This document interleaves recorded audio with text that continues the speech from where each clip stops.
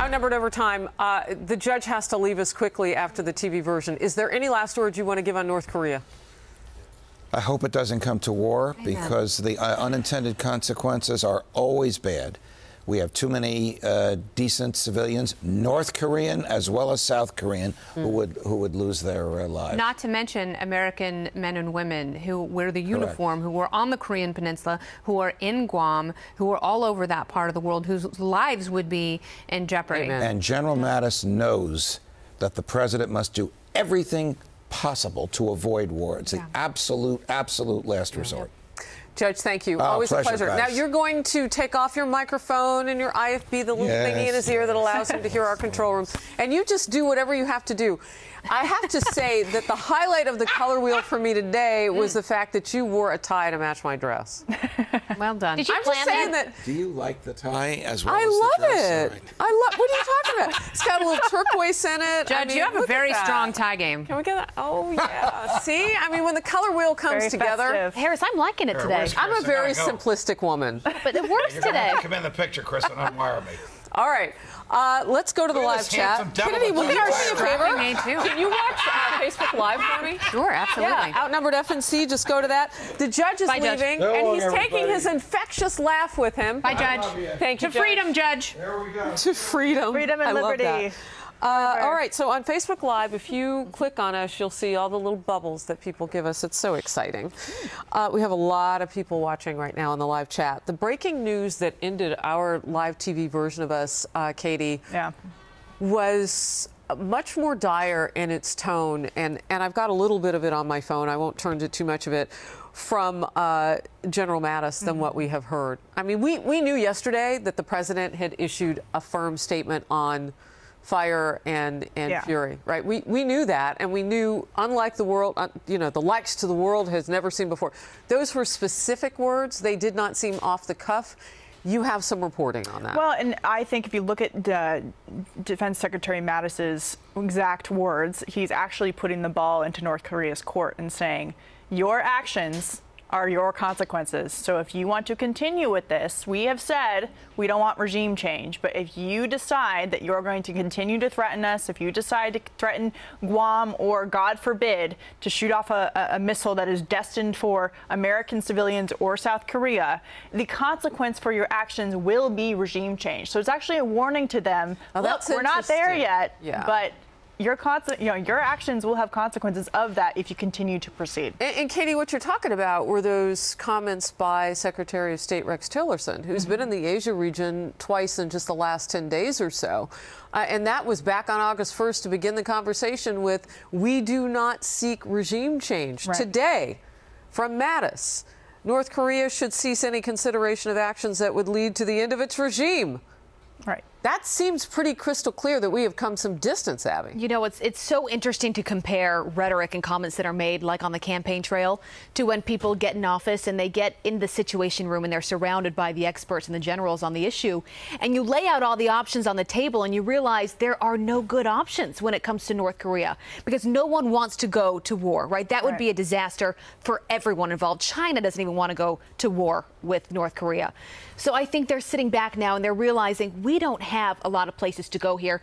Our best chance right now is to threaten China. I think the rhetoric is yes for North Korea, but I think even more towards China. I think President Trump was speaking directly to them in his comments earlier. I want to make it clear that those two comments that I compared were, neither of them was from the campaign trail. They were in the last 10 days. But yes, I hear what you're saying. No, but you remember the campaign trail. I mean, President Trump was criticized for being too friendly about Kim Jong-un. That he was, his rhetoric wasn't the right one. Okay, so that's an excellent point, Katie. I have no idea how to log on to Facebook Live. You don't?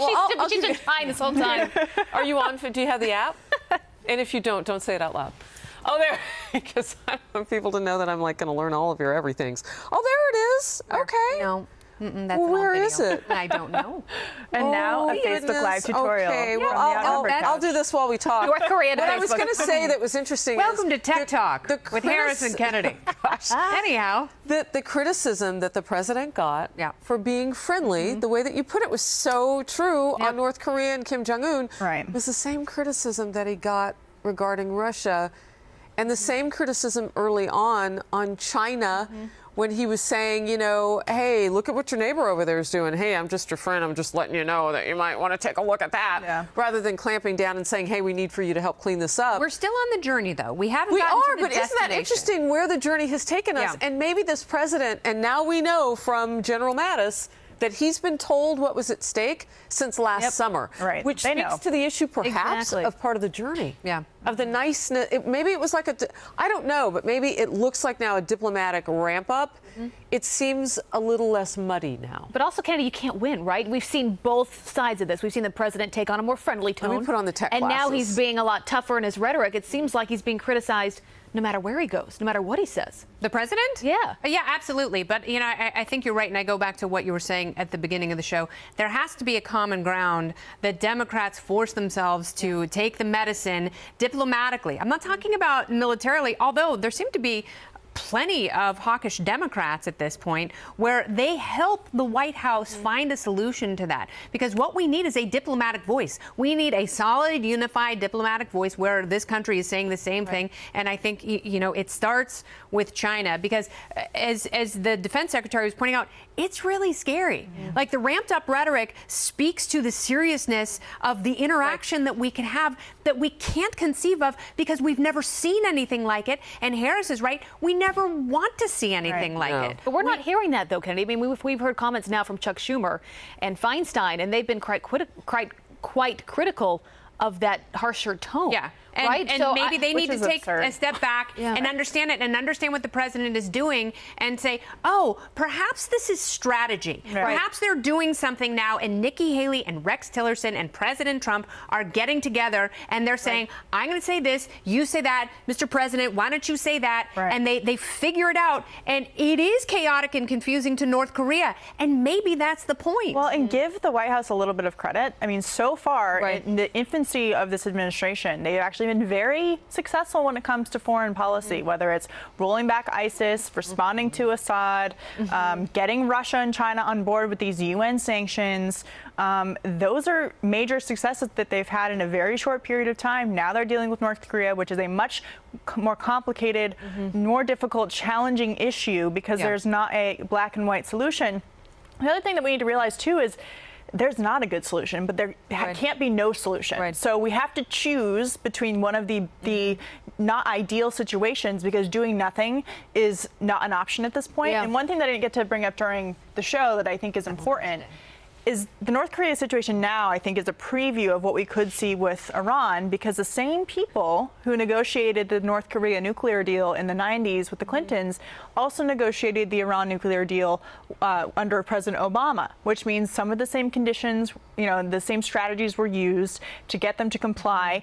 And although we've seen the Trump administration recertify that the Iranians are technically complying with the nuclear agreement, what are they going to do if they decide not to? How are they going to take advantage of that? Because North Korea said, yeah, sure, we'll comply with all these conditions that you give us. We're going to comply with this deal. And yet, here we are 20 years later with a serious nuclear crisis on our hands and nowhere to go. So we should learn from this and not let it happen with Iran as well. Can I ask a question and forgive my ignorance, who is Chubby Lumpkins? I don't know. Nancy Graham that was says my nickname in high school. Chubby Lumpkins had better think twice before he decides to come after the U.S. Obama is not president any longer. That's Kim Jong-un. Yeah, Chubby Lumpkins. That's his name? No, but she's making fun. Nancy K. Graham, you're funny. But does she have a point? I think there's she a does. different sheriff in town, and we know the difference by just looking at Syria. So, you know, the chemical weapons used on children, women, families, citizens in Syria, and President Obama drew a red line and said what he would do and then didn't do it.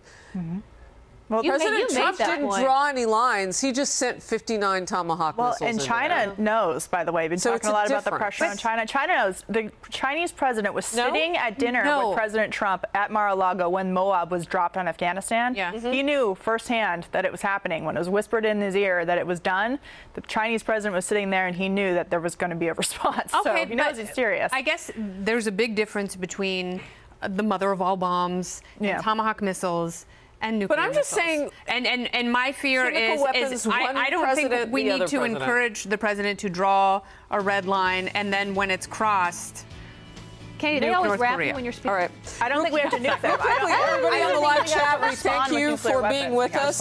We had a near record number today. And everybody on Fox, or rather on Facebook, Brandon Collins, thank you so much. Janice Maxey just giving out a couple of shout outs. Aw, thanks, guys. Katie, great to see you. Yeah, you too. Thanks for having me.